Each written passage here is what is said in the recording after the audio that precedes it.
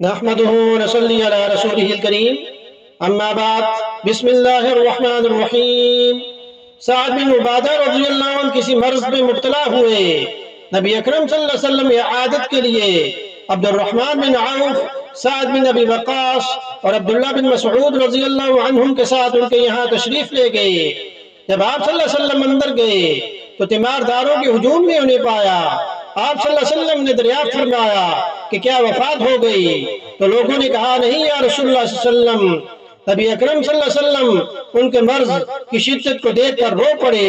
لوگوں نے جو رسول اللہ صلی اللہ علیہ وسلم کو روتے ہوئے دیکھا تو وہ سب بھی رونے لگے۔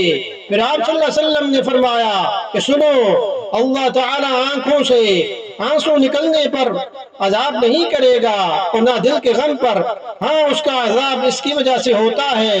آپ صلی اللہ علیہ وسلم نے زبان کی طرف اشارہ کیا، اور اگر اس زبان سے اچھی بات نکلے تو یہ اس کی رحمت کا بھی باعث بنتی ہے، اور میت کو اس کے گھر والوں کے نوحہ اور ماتم کی وجہ سے عذاب ہوتا ہے۔ عمر رضی اللہ عنہ میت پر ماتم کرنے پر ڈنڈے سے مارتے، پتھر پھینکتے اور رونے والوں کے منہ میں مٹی جھونک دیتے۔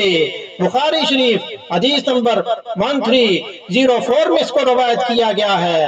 اللہ پاک ہمیں عمل کی توفیق عطا فرمائے، سنت پر عمل کرنے کی توفیق عطا فرمائے، اور بحث و مباحثہ سے اللہ پاک ہمیں بچائیں، کیونکہ فلسفی کو بحث کے اندر خدا ملتا نہیں، ڈور کو سلجھا رہا ہے اور سرا ملتا نہیں۔